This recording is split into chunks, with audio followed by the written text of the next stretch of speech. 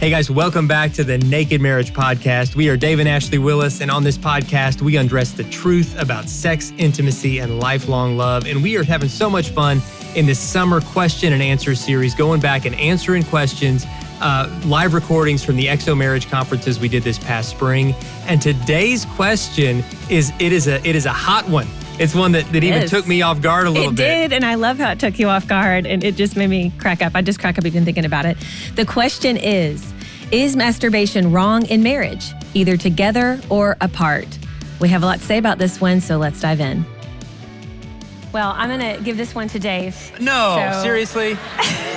This is the question. I'll help answer it. Okay. Is masturbation wrong in marriage, either together or apart? Jimmy Evans, can we use a lifeline? Jimmy Evans. Oh, no. Can we phone a friend? Is it wrong?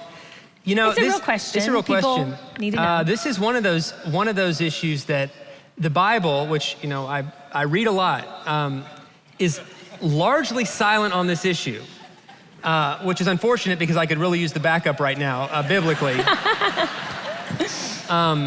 Let me think. There is one obscure reference in the Old Testament of a guy spilling his seed on the ground that was frowned upon, but the specific context of this is in the Bible, guys. I'm just telling you what's in there, is that he was called to well, you know what? You can read the story.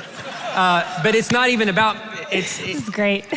Where was I going? That story's not even about masturbation. I rarely find you at a loss of words. I'm just really I'm thinking. amazed right now. I'm just thinking, maybe we should preview these. So, all right, here's the deal. Jesus says to look at a woman with lust is to commit adultery. So we know right off the bat that any masturbation that's fueled by a lust that is not directed toward your spouse is wrong because of what's happening in your mind. And then, so what's happening in your mind, you're already out of bounds regardless of what's happening physically as a result of that. So if it's focused on each other, especially within the context of lovemaking and just an expression of that, again, I feel like we've got an enormous amount of freedom. However, when masturbation becomes a substitute for sexual intimacy together, that's where I feel like we can get, and I've known couples who've kind of fallen into this, men especially, where they feel like, well, my sexual needs aren't being met, and so I'm just gonna take care of this on my own.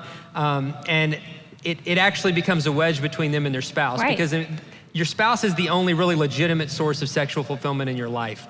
And so when one spouse has a much higher drive than the other one, the easy kind of worldly practical response is, well, I'm gonna take care of it on my own, and I'm gonna make sure that need is met. But I believe in that kind of context, I think the godly response would be, it's an opportunity for us to work together to serve each other, and to make sure that your spouse and your marriage bed is the one place where where sexual fulfillment of any kind can and should be happening. And if masturbation is just becoming a substitute for that, then it can very quickly turn sex itself into a very self-serving action, where it's just all about you, even when you're with your spouse.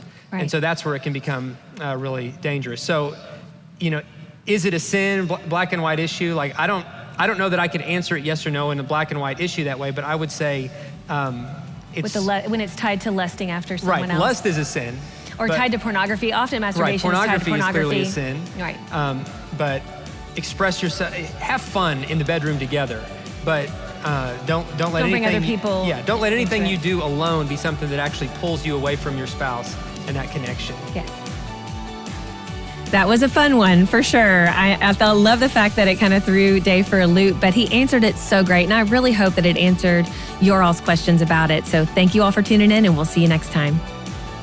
Thanks for listening to the Naked Marriage Podcast. For more free marriage resources, to ask us a question, or to view our show notes, visit nakedmarriagepodcast.com. And if you love this show, please leave a review and share it with your friends. See you guys next time on the Naked Marriage Podcast.